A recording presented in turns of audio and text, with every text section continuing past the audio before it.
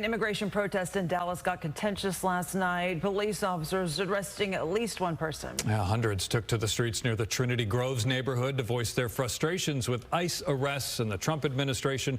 Peyton May joining us now with the details. Good morning.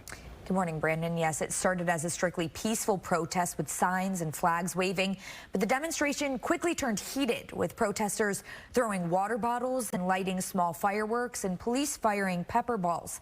At around 7 o'clock last night, crowds started showing up around the Margaret Hunt Hill Bridge in the Trinity Groves area of Dallas. Hundreds stood in solidarity against the Trump administration's immigration policies. Now, just 3 hours later, police said the protesters needed to leave and declared an unlawful assembly. Responding to Monday night's protest, ICE Dallas says it, quote, fully respects the constitutional rights of all people to peacefully express their opinions.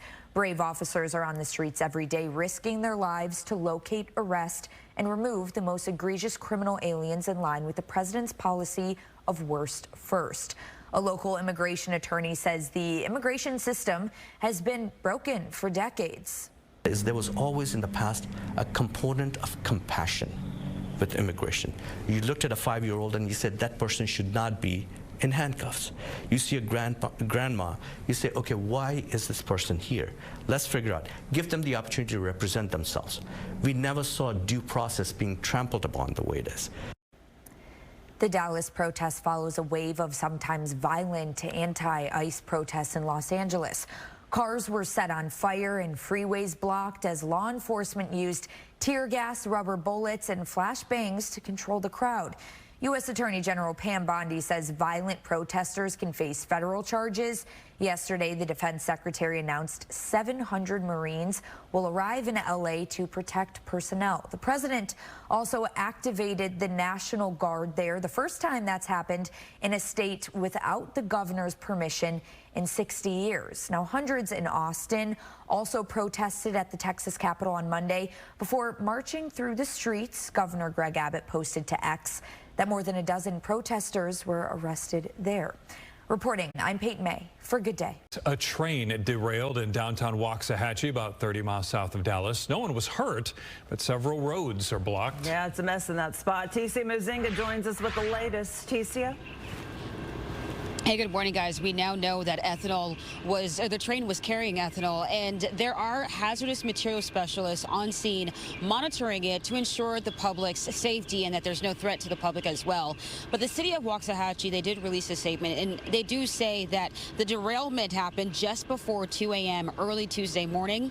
Several cars had overturned off the tracks. Pacific Union is working to determine what caused the train to derail. The affected area spans from Peters to Gibson Street and Monroe to North Elm Street in downtown Waxahachie. Multiple law enforcement, fire rescue, and other city crews are working at the scene and securing the area as well. No injuries have been reported, and it is unclear how long it will take to clear the scene. And right now, residents are being asked to drive with caution and avoid the area if possible as well. Now, the city also says that it anticipates, I just actually spoke to the city manager, and he says that he is expecting this to be cleared out. This is probably going to take all day, so he's asking residents to be patient. Once we get more updates, we'll be sure to update our viewers and residents on our website at fox4news.com. For Good Day, I'm Ticia Muzinga. All right, Ticia, thanks. A man is facing capital murder charge for allegedly sneaking abortion pills into his pregnant girlfriend's drink. 38-year-old Justin Banta is also facing a tampering charge in Parker County. The woman lost her baby 2 days after consuming that drink at a coffee shop. Fox 4's Peyton Yeager has more from investigators tonight. Peyton. Steve, the woman told detectives she and Banta had been dating for a month when she got pregnant. She told the detectives that Banta encouraged and offered to help her get an abortion. Now, this coffee meetup, that took place in Benbrook, but the miscarriage took place in Parker County. So that's why the Parker County Sheriff's Office started this months-long investigation, also involved with the Texas Rangers. At this Benbrook coffee shop, investigators believe 38-year-old Justin Banta secretly slipped an abortion-inducing drug in his pregnant girlfriend's drink without her consent. The woman reported the incident to authorities, saying she lost the fetus a few days after the coffee meetup. Monday, the Parker County Sheriff's Office announced Banta was arrested Friday and charged with capital murder and tampering with evidence. Newly obtained court documents detail the 8-month-long investigation. The woman told detectives back in October Banta purchased Plan C abortion medication over the internet for her. But the woman told Banta she intended on keeping the baby. On October 16th, the woman said she had a sonogram in Weatherford where the baby appeared to be healthy and approximately 6 weeks along. She agreed to meet Banta at the Black Rifle Coffee Company off Benbrook Boulevard to discuss the pregnancy. The woman said she consumed a drink Banta purchased before she arrived. The next morning, she went into the emergency room after falling ill, where she was advised to expect a full miscarriage. Banta agreed to an interview at the Parker County Sheriff's Office, where investigators say he admitted to purchasing Plan C on his phone and also agreed to hand over his phone. But investigators say at some point Banta reset his cell phone remotely. They say Banta works in the IT department at the U.S. Department of Justice. Fox 4 spoke with attorney Russell Wilson, who is not affiliated with the case. He says prosecutors must have evidence to corroborate the woman's statement, including scientific evidence. May have video from the patrons coming in, receipts from either purchase of the pills or purchase of the coffees at the store, and perhaps even, the coffee cup. And Banta bonded out of the Parker County Jail the same day he was arrested. That was on Friday. His bond was set at $520,000. Steve? All right, Peyton Yeager reporting. Thanks. A lawsuit has been filed over a shooting scare at the K. Bailey Hutchinson Convention Center during a cheerleading competition. Loud noises sent people running during the 2025 National Cheerleaders Association All-Star National Championships in March. Hundreds of people claim they were injured during the chaotic escape and evacuation. Now, several people are filing a lawsuit accusing organizers of failing to provide proper security. Fox 4's Amelia Jones is in Dallas tonight with more. Amelia. Steve, the lawsuit was filed on behalf of several people who were injured when that chaos ensued at the K. Bailey Hutchinson Convention Center during the All-Star National Cheerleading Championships in March. While they are asking for more than $1 million in damages, the lawsuit was filed with the intent to create changes in security measures for large-scale events.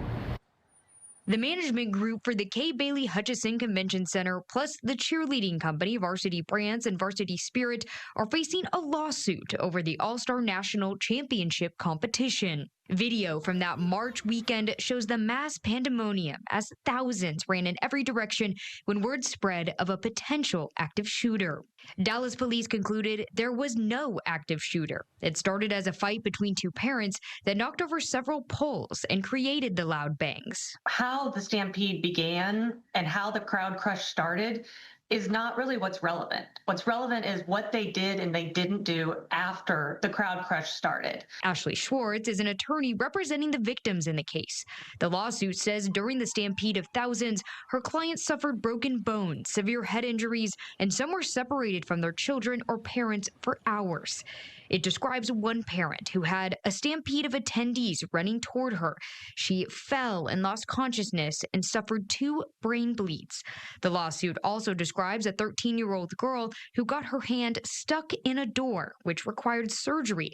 She was separated from her team and hid underneath a semi-truck. Just because you weren't shot does not mean that you don't have an injury. Schwartz says her clients are seeking over $1 million in damages that would go toward medical bills and mental health treatments.